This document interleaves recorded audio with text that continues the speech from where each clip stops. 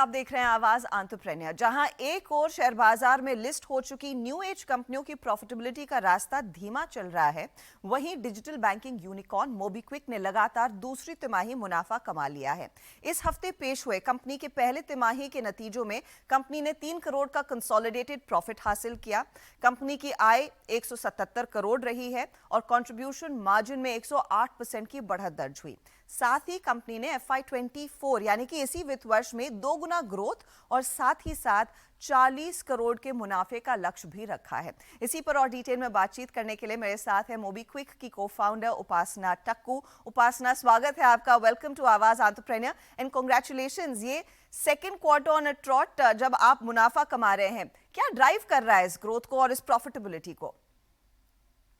देखिए, हम मोबीक्विक की शुरुआत इंडिया में अब 10-12 साल पहले हुई है। तो हम काफी सालों से अपना प्लेटफॉर्म बना रहे हैं और प्लेटफॉर्म पे आज की तारीख में हमारे पास 140 मिलियन यूजर्स हैं और 4 मिलियन दुकानदार हैं, यानी कि रिटेलर्स हैं। तो ये प्लेटफॉर्म हमारा काफी स्ट्रांग बन गया है। इसकी फाउंडेशन डेली लाइफ पेमेंट्स ही है, जिसे हम अपना बेसिक कहते हैं, दाल रोटी वाला रेवेन्यू कमाते हैं।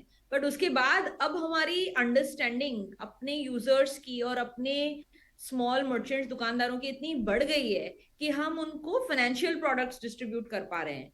और ये डिस्ट्रीब्यूशन ऑफ फाइनेंशियल प्रोडक्ट्स, अब वो लोन प्रोडक्ट्स हो या सेविंग्स प्रोडक्ट हो, इस पे हमने बहुत काम किया है लास्ट 5-6 सालों में।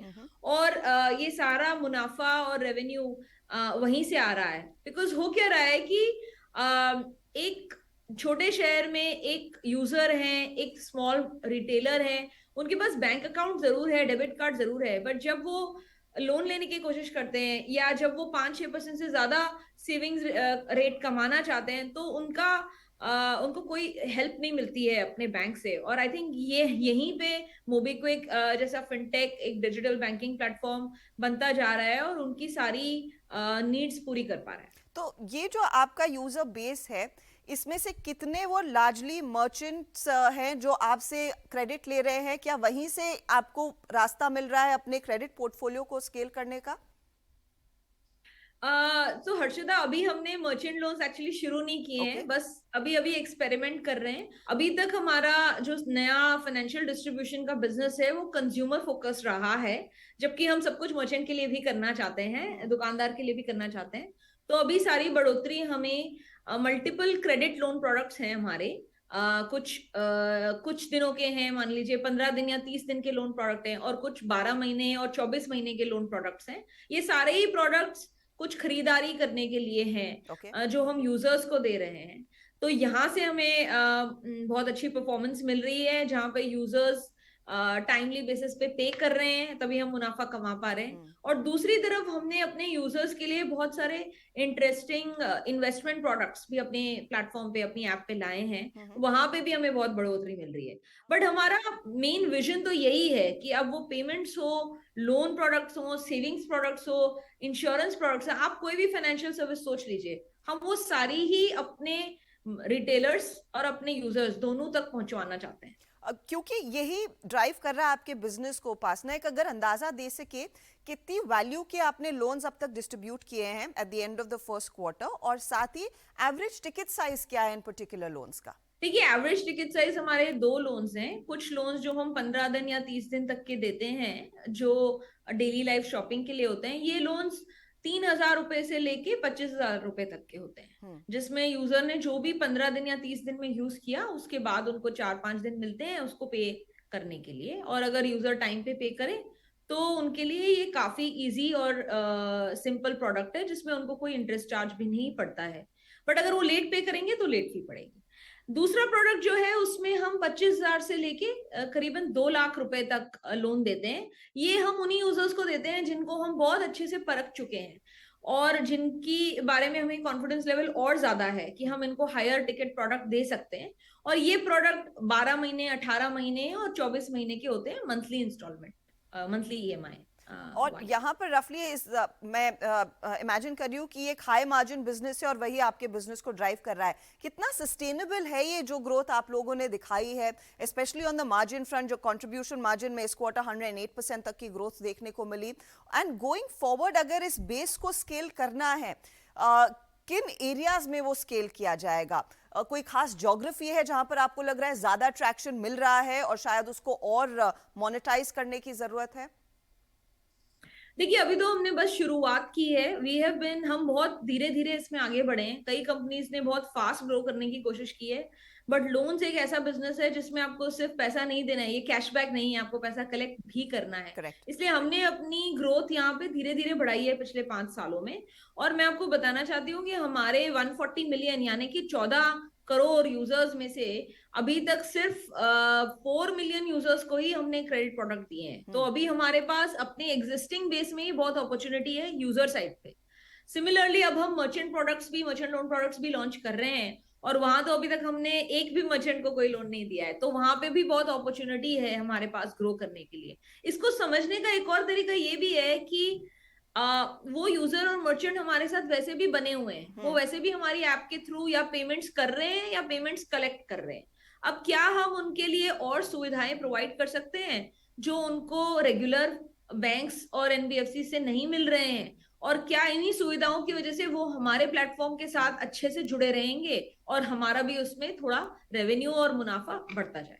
तो FY24 के अंत तक आप कह रहे हैं कि लगभग आपका जो ओवरऑल ग्रोथ का आंकड़ा या फिर रेवेन्यू बेस है वो डबल करने की आप क्षमता रखते हैं। And this I think you'd mention even पिछले साल Q4 में जब आपने प्रॉफिट कमाया था।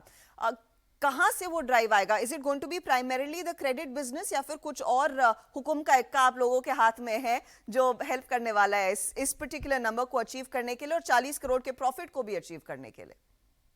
देखिए, ये जो हम 80% ग्रोथ की बात कर रहे हैं रेवेन्यू में सालाना बेसिस पे, वो हमें 1100 करोड़ के रेवेन्यू तक ले जाएगा, ये हमारी गुंजाइश है। इसमें मैं फिर से यही कहना चाहती हूँ कि हम बहुत सारे नए यूजर्स को बहुत सारे लोन्स नहीं दे रहे हैं। हम अपने एग्जिस्टिंग यूजर्स जो बहुत सारी बार 5,000 10,000 रुपए के लोन्स दे रहे हैं, अब हम उनको 10,000 के रुपए 25,000 का दे देंगे। जो 25,000 एक दो बार ले चुके हैं, हम उनको 25,000 के बदले 50,000 का देंगे। और ये ग्रोथ ऐसे स्लो एंड ग्रो बिल्डअप से आ रही है, इसीलिए हम बहुत कॉन्फिडेंट हैं।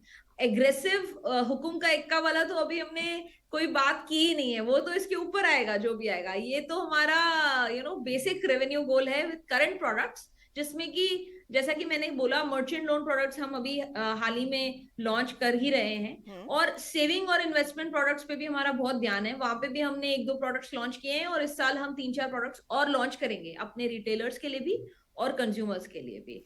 और तीसरी बात ये है कि हमारा पेमेंट्स बिजनेस भी ग्रो कर रहा है। तो ऐसा नहीं है कि सिर्फ फाइनेंशियल सर्विसेज बिजनेस ग्रो कर रहा है, पेमेंट्स बिजनेस भी ग्रो कर रहा है। ऑफ कोर्स पेमेंट्स हमारा ज्यादा बड़ा बिजनेस है तो उतना तेज नहीं भागेगा, ये छोटा बिजनेस है इसलिए ज्यादा तेज भाग रहा है। बट सारे ही बिजनेस ग्रो कर रहे हैं, और सारे ही बिजनेस कंट्रीब्यूशन मार्जिन भी प्रॉफिटेबल है, और profitable at the PAT level भी है। ऑफ कोर्स फाइनेंशियल सर्विसेज में मार्जिन ज्यादा है तो वहां से मुनाफा भी ज्यादा है। उपासना, ये क्योंकि आप जो भी लोन्स देती हैं, आई अंडरस्टैंड कि किसी बैंक या फिर किसी एनबीएफसी के साथ टाई अप करके दे रहे हैं। It's not money that you have on your books that you are lending. अब ऐसी स्थिति में फिर अंडरराइटिंग की कोई दिक्कत आप लोगों को जिसका सामना करना पड़ता है, या फिर वो कोई क्लॉज है जो आपको अडहियर करना पड़ता है? देखिए, मोबीक्विक इंडिया में एक मेजर फिनटेक है पिछले 12 सालों से, एंड इस पूरे दौरान बहुत सारी नई नई रेगुलेशन, गाइडलाइंस और रूल्स आते गए हैं, और हम वो सभी चीजों को तुरंत कंप्लाई करने के मॉडल में ही काम करते हैं। जैसा कि आपको पता है, हमारे पास ऑलरेडी 4 लाइसेंसेस हैं अलग अलग बिजनेसेस के, और 5वां भी हमने अप्लाई करके रखा है रिजर्व बैंक ऑफ इंडिया में। तो अब अगर आप फिनटेक का रोल क्या है इंडिया के इकोसिस्टम में, अगर आप ये समझे, देखिए दूसरे बिजनेसेस भी होते हैं, तो सप्लाई चेन पार्टनर कोई और होता है, राइट? कोई भी और प्रोडक्ट हो तो पीछे ओरिजिनल मैन्युफैक्चरर कोई और है और आगे डिस्ट्रीब्यूशन का काम कोई और कर रहा है।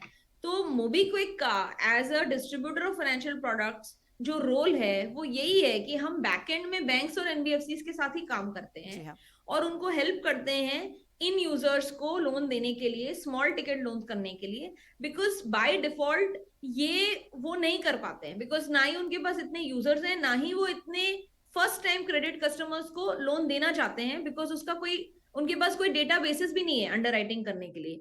हमारे पास बहुत सारा अपना डेटा है जिसको हम मॉडल करके, वेरिएबल्स बना के बैंक की जो क्रेडिट अंडरराइटिंग टीम है उनको दिखाते हैं, उनके साथ शेयर करते हैं, और उनका कॉन्फिडेंस बिल्ड होता है हमारे मॉडल और उसकी परफॉर्मेंस पे, तभी जाके वो हमारे को सपोर्ट करते हैं आगे और लोन्स की बढ़ोतरी। Okay, point taken. तो ये बेसिकली एक एरिया है जहां पर अच्छा स्केल देखने को मिला है और आगे आएगा भी along with the payment business. Upasana, 2021 में आप लोगों ने अप्लाई किया था आईपीओ के लिए, you taken it back publicly, उस पर आपने बात भी की। अब 2 क्वार्टर्स से आप लगातार मुनाफा कमा रहे हैं और कॉन्फिडेंस है कि ये प्रॉफिटेबिलिटी आगे बढ़ेगी। Are you going to revisit that thought of the IPO soon? देखिए, हम आईपीओ मार्केट पे अच्छे से नजर लगा के ही हैं। इस साल कोई टेक आईपीओस हुए नहीं है, बट मार्केट थोड़ा सेंसेक्स इंप्रूव करता जा रहा है। कुछ अच्छी परफॉर्मेंस की वजह से कुछ और लिस्टेड कंपनीज के स्टॉक भी आगे गए हैं, प्राइसिंग इंप्रूव हुई है पिछले कुछ महीनों में। तो हम इसको बहुत क्लोजली फॉलो कर रहे हैं मार्केट्स को, और जैसे ही मार्केट हमें लगेगा कि टेक आईपीओस के लिए रेडी है, तो हम डेफिनेटली फिर से तैयारी करेंगे आईपीओ की।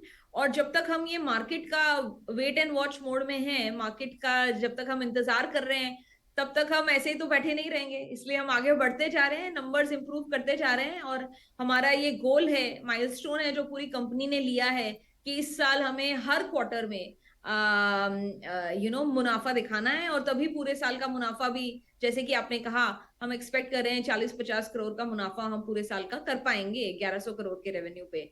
अब ये काफी एम्बिशियस गोल्स हैं, बट हम इस पे लगे हुए हैं, एंड इन द मीनवाइल हम मार्केट्स के ऊपर निगाह रखे हुए हैं। उपासना, बहुत बहुत शुक्रिया हमारे लिए समय निकालने के लिए। Wishing you all the very best, और ऑफ कोर्स इंतजार होगा कि कब मोबीक्विक फिर से तैयारी करेगी अपने आईपीओ की, एंड आपकी प्रॉफिटेबिलिटी की ट्रैजेक्टरी में और बढ़त आए। यही हम आपसे आपको बेस्ट विशेस देंगे। Thank you very much. Thank you so much. मेरी यही उम्मीद है कि मोबीक्विक के साथ साथ और भी भारतीय स्टार्टअप्स अब मुनाफा दिखाएंगी और बहुत सारे आईपीओस आएंगे, एंड होपफुली बढ़ोतरी होगी स्टार्टअप इकोसिस्टम की इंडिया में, ताकि हम मेड इन इंडिया सर्विसेज अपने कस्टमर्स तक पहुंचा जी सकें। जरूर, बहुत बहुत शुक्रिया हमारे लिए समय निकालने के लिए आज। Thank you, bye bye. चलिए, तो प्रॉफिटेबिलिटी जो मोबीक्विक ने पिछले 2 क्वार्टर से लगातार हासिल कर ली, और उपासना टक्कू कह रही हैं उम्मीद यही है कि बाकी स्टार्टअप्स भी इस प्रॉफिटेबिलिटी की राह पर निकले और बरकरार रहें। चलिए, इसी के साथ हम लेंगे आप सभी से इजाजत। आपको हमारा